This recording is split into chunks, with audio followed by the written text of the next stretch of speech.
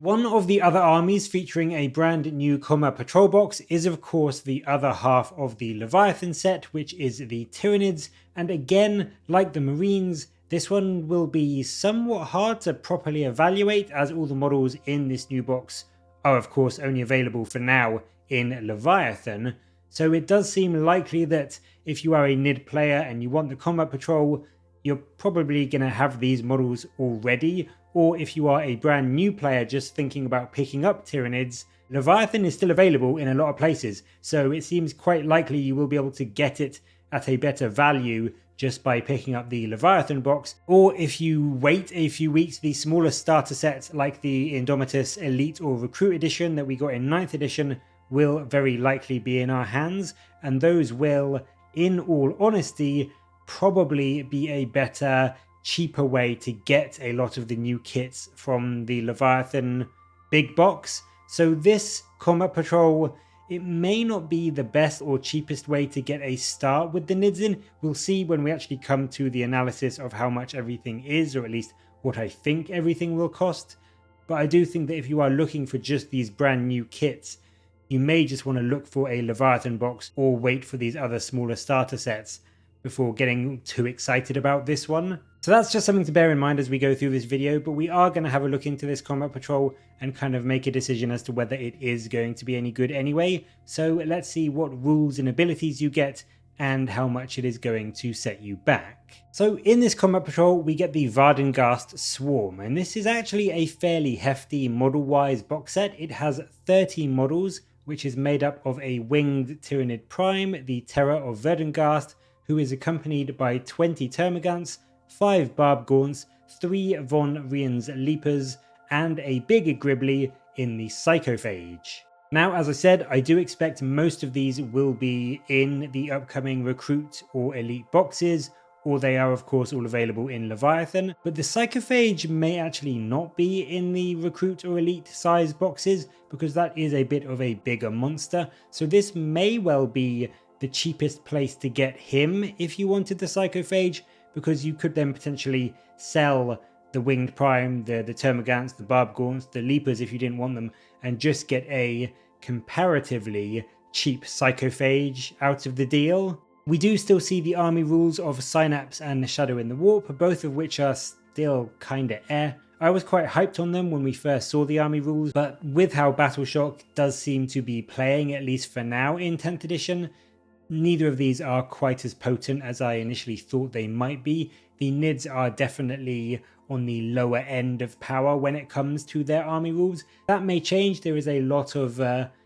outspoken, not anger, but just there is a lot of questions being asked by people on various forums and Discord and Reddit that Battleshock should maybe be a bigger impact in the game and should maybe not just disappear at the start of your command phase or disappear at the end of the turn, whichever it is. I can't remember off the top of my head. It should just be an ongoing thing, and if that does get FAQ'd or errated in, then maybe Shadow in the Warp will be a bigger deal, but just at the moment it's not a particularly strong army rule for the Tyranids at the moment. However, on the enhancement front, you do actually get a couple of good choices. You have the Psychostatic Veil, which gives your Winged Prime the Lone Operative rule, as well as a 4-up invuln and -1 to be hit in melee, so he can now get some cheeky protection, which he wouldn't otherwise get by staying close to friendly units, and then when he does get into combat, he is much more durable now, thanks to that invuln save, and enemies hitting him a lot less thanks to that -1. This can instead be swapped out for the Secretion Goad enhancement, which is potentially better as sort of an overall army buffing rule. It gives a boost to the AP of your units within 6 inches, so in a game of combat patrol where it's gonna be a bit smaller, a bit more bunched up, your stuff is probably gonna be a bit more sort of centered around your warlord, your leader, so you could potentially give a good chunk of your army this bonus AP with this ability, and that is actually really quite strong in 10th edition. So I think both of these are good enhancements. If you are worried about your leader dying, stick with the Veil, but for a slightly stronger overall army buff, I would say the Secretion Goad is a very, very good pick. Again, on top of that, we get 3 very strong, very good stratagems to use. Hyper Reactive, granting a unit a -1 to be hit against melee or shooting. Voracious Assault gives you rerolls to hit when you shoot or fight against the closest enemy unit. And Teeming Broods is incredibly strong, especially in those smaller combat patrol style games, because this lets you return D6 models to a Termagant unit, or if you want to, you can actually use this on a Termagant unit that has been destroyed, and if you do that, you get a new unit with 2d6 models put into your reserves. So you can potentially bring back a whole squad's worth of Termagants with this, ready to plague your enemy all over again. The secondaries are also quite interesting. Alpha Xenoform rewards you for killing things with your Winged Prime, whilst Chitinous Tide gives you 5 victory points when you control objectives within 6 inches of the enemy deployment.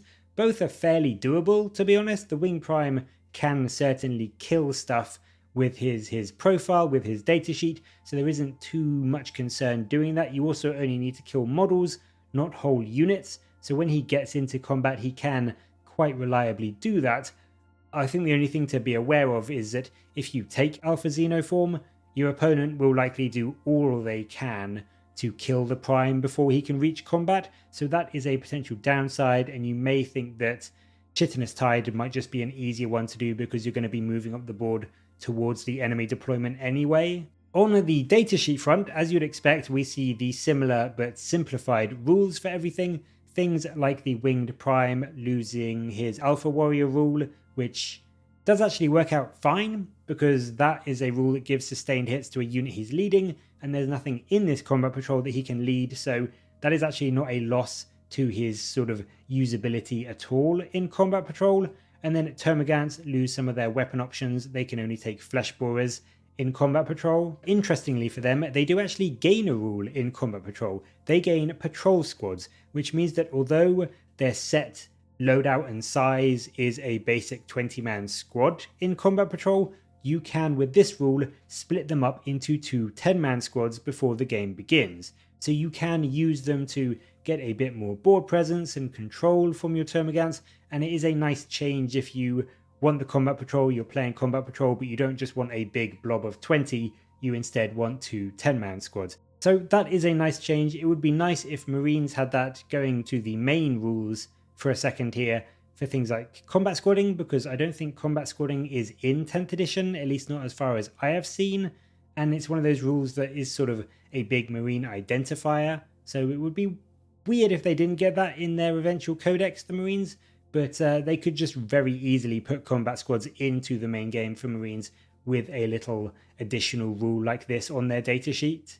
Overall, it doesn't seem to be a bad box rules-wise. The Barb Gaunts are still fantastic, of course, at slowing down the enemy, and the Psychophage is a really scary monster. It's toughness 9, 10 wounds with a 3-up save backed up by a 5-up feel no pain, so he is actually going to be fairly tricky for enemy combat patrols to deal with, and he will certainly, if nothing else, take some fire off of your Winged Prime. In terms of the points cost, this comes in at 450 points, so it's slightly less than the Marine and the Necron box, but it is, as I said, a very good chunk of models, and I do think it's a cool box in terms of how it looks. All the new stuff in it is fantastic. It's a really cool, thematic looking combat patrol. It's just, again, potentially going to be tricky to justify getting it when you have things like the Leviathan box still available and the future smaller starter boxes, which may well come in at a cheaper way to pick this stuff up. In terms of the financial cost, again, if we go by that rough £95 estimate from the other combat patrols, the stuff in here will, when it eventually gets sold separately, probably, and this is a very rough estimate, but it will probably come to somewhere in the region of £25 for the Prime, £37 for the Leapers, £45 to £50 for the Psychophage, and maybe around £45 for the Termagants. That is, as I said, a very rough estimate, but that comes to around £157, which makes this £95 box a saving of around £62, which is really, really good actually. That is percentage-wise about a 40% saving, so when you look at it that way, This box is incredibly good value. If those prices are accurate, you can get a good amount of stuff for much cheaper, almost 50% cheaper than you could get it for buying all the bits separately. But I think that's the thing. I think GW know that this box is going to have competition from Leviathan and from the other starter sets, which will likely have a lot of this NID stuff in it. So if any are going to sell at all, they really do need to put a big incentive for people to pick it up. So I do think that this price estimate and the percentage saving could well be a fairly accurate guess. I don't think I've gone too overboard with it. It may be that the Reapers are a bit cheaper, or the Psychophage isn't the same £50 as things like the Exocrine, so the savings will be a bit less. But I do think that certainly this box will sit at around a 35% saving value compared to getting all the bits separately. So if you do want it, it may well be worth weighing up what you get in this box and what you want, and compare it to the starter sets and to Leviathan if any are still kicking around at that point. Because this one, especially as I said, if you just want the Psychophage or something like that, may be the cheapest way to get a particular unit and then just sell the rest of it on.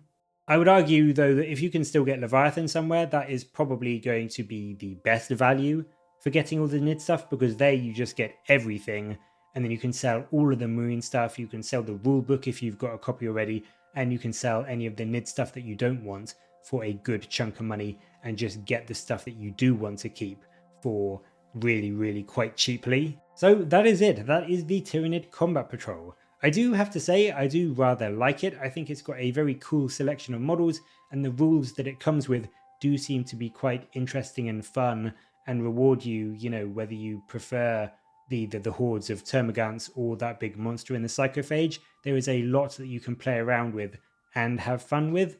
The big issue, as I've said many times, is going to be the price, of course, and that could well hold it back from being a good purchase. Whether you are a long-term NID player or a brand new one, there might just be a better, cheaper option to go for instead. But as always, what do you make of this Combat Patrol? Is it a good one for the NIDs, do you think? And do you think it's going to be worth picking up? Let me know your thoughts down in the comments below, and as always, thank you very much for watching. Please do like and subscribe for more Warhammer content from me, but until next time, I'll catch you later guys.